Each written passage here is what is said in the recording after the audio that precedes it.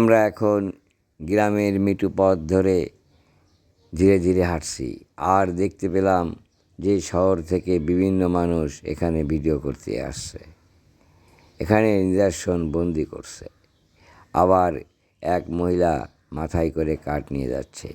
এই অসাধারণ অসাধারণ দৃশ্য আমরা যদি এখানে না আসতাম, কী করে এটা আপনাদের সামনে আবার তুলে ধরতাম। এই গ্রামে কি নাই? আছে খাল, আছে বিল, আছে মাঠ। এই যে ভাইটি গরু চড়াচ্ছে।